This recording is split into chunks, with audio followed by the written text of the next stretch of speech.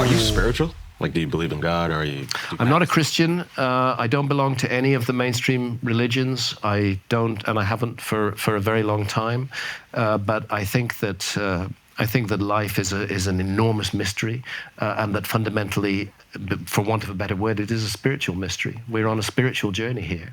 I think that the mainstream religions have narrowed that journey down into dogma and into creeds, where in most of the mainstream religions, most of the time, whether we're talking about Christianity, Judaism, or Islam, the Abrahamic faiths, the monotheistic religions, people. There are exceptions, but a lot of people are not having any direct contact with spirit. They're being taught what to think. They're being told what to think by basically a bureaucrat who happens to be a priest or a rabbi or a mullah who's saying, these are the teachings, you must adhere to these teachings, and actually if you don't adhere to them, we're going to censor you in some way or another.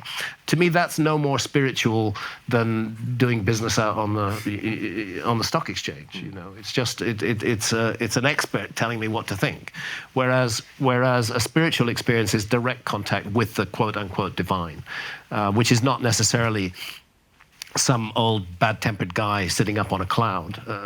Far from it, as a matter of fact. That is not, in my view, that is a misrepresentation of what spirituality is. And we could get into all kinds of controversial areas here. I don't know. Have you been in direct contact with a higher power through your experiences? Yes, on psychedelics, I've particularly on ayahuasca, I have felt the presence of the entity that I call Mother Ayahuasca.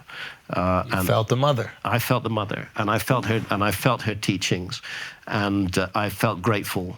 What was that like?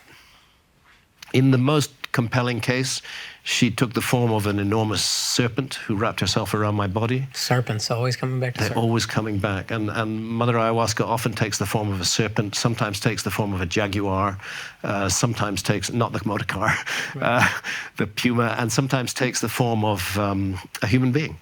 Was there any fear? The message was, no, I didn't feel fear. I felt enormously. Was wrapping around. No, I felt enormously comforted. And again, I got a message that I've had many times: is that you won't be good at giving love to others if you don't love yourself. If you're constantly hating yourself. And I've gone through long periods of my life where I have felt very negative about myself. So that, you know, that was a positive experience for me. I would say every experience I've had with ayahuasca has been positive, even the most challenging ones. Yeah, what was the toughest? The toughest experience I hesitate to share this. In ayahuasca group, when you're drinking with, say, a dozen other people, there becomes an element of telepathy or communication that can take place. And it happened that I was in one group where it turned out later, we got the facts later, that was one individual who shouldn't have been there. In ayahuasca, there's a tendency for you to lower your barriers. Your heart opens. You're very vulnerable to other people. And unfortunately, and this is a phenomenon that I would warn anybody of who's drinking ayahuasca in the West today, or anywhere as a matter of fact, is that there are people who are using that vulnerability to gain psychic advantage over you. And it was the feeling, first of all, it happened to my wife, Santha, who was beside me, and then it happened to me, of an individual trying to enter our heads and take control of us. And we learned more about him the following day, and it turned out he'd been there the year before and had done exactly the same thing. We didn't know that at the time. He seemed to have developed some sort of psychic power. And when we questioned him about it, he said, I'm this basement shaman. I go around ayahuasca groups because I benefit from them. And what he meant by benefiting from them was, basically, I'm a psychic vampire. I draw people's energy. I take it away from them. So these dangers can occur, and that's where a good shaman will stop that happening. Wait, what did the ayahuasquero do? In this case, he did not do anything. It was most unhelpful. But I think he's learned greatly from that experience. But how does the ayahuasquero know that is happening? Well, that's something where you have to tell them. And in this case, my wife Santha did tell the ayahuasquero, but he did not. He said, this person is trying to enter my mind. Yeah, they're trying to take from me. Yeah. yeah. And there's a natural tendency to assume you're making that up as well. And you're lucid in that moment. You're lucid enough to describe what's happening. Yes. You can often be lucid during an ayahuasca journey. You're speaking English to that person. Yeah, you can be. And the person who is entering the mind, is he sitting in another area? Is he hovering over He was you? on a bed, not a bed, a mat on the floor, just 2 or 3 people away from us. And we were not the only people who he affected. He affected other people in that room, and there was a gentleman in that room who literally fell down the stairs from the ceremonial space to upstairs trying to get away from him. It really got very, very, very dark. Did everyone confront him I think I afterwards? described it in a lengthy article on my website. Yes, 2 days later he was asked to leave because he kind of said, I do this.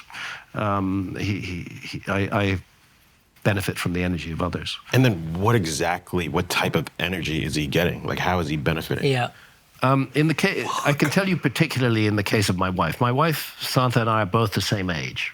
She's 73 next birthday as well.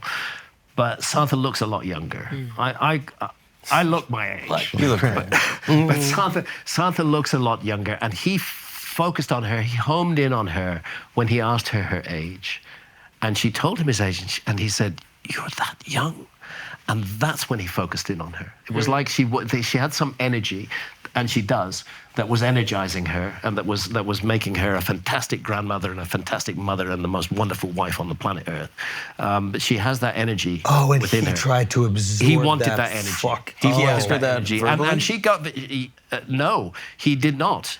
What he did was, at a certain point when we were gathering to drink the brew, he put his arms on her shoulder and blew in her face, like that. Now, in Amazonian shamanism, the breath can be used for different purposes, and one of the purposes can be used for attack. They fire things called virotes, psychic darts, at another individual. Again, only people who've worked with ayahuasca will really get this, and a lot of your audience will not get this, and they'll think Hancock's a lunatic. But I'm just reporting to you what happened. Not only was she psychically damaged by this attack, but she also became physically ill after the attack. Wow. She developed shingles. She still has shingles as a result of that, would crop up again and again on her back in exactly the place that one of his hands touched her. Wow. So it's just Okay, this is great. Hold on. So there's a physical manifestation of an emotional and spiritual experience that she had. So if that can happen within your body, why can it not happen within anybody else's body? Why can it not happen outside of our bodies? Well, I think it depends on how much you've lowered your guard. We're all on guard, you know. We all defend ourselves psychically as well as physically. But this is the danger of the ayahuasca state, that your heart opens. So maybe there's an argument to be made for, let's say that there was this war on drugs, right? Maybe they saw it as something that was too vulnerable to be handed out to the masses without a way to, if we're giving them the best case scenario. Sure, yeah. I don't think that we want to treat the theys, whoever the people in charge is, with best case scenario, but this is a very vulnerable situation. You use people, you're seeing a perfect example of somebody using it for nefarious intent. Imagine the average person doing it on a Friday. I spoke to a psychologist that does psychedelic therapy, and he even reported in a clinical trial these telepathic sort of revelations. Oh, wow. It's very that common. even in a clinical trial inside like an actual medical room, there was a person on, I think, high-dose ketamine or high-dose psilocybin, I can't remember, and the clinician that was observing them basically thought about their dog at home. This is a purely anecdotal example, but thinking about their dog at home, like, oh, did I go let the dog out? And then the patient that was on high-dose ketamine took the shade off, took off the headphones and said, I'm thinking of dogs or whatever, and was sharing effectively the same vision that they were thinking, even though only one of them was on high-dose psychedelic. Okay, so here we go. It's surprisingly common. Real quick, right? Mark.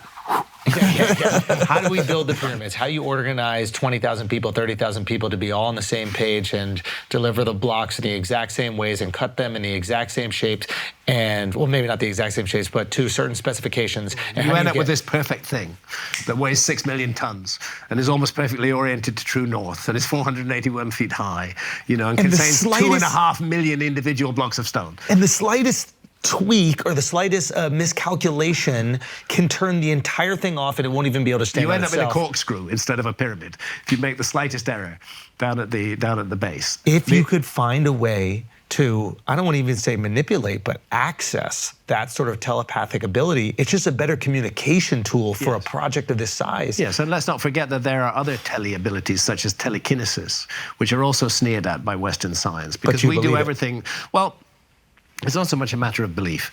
We do everything in our society through mechanical advantage. We're used to leverage, we're used to machines which do stuff, we look at cranes for building so on and so forth.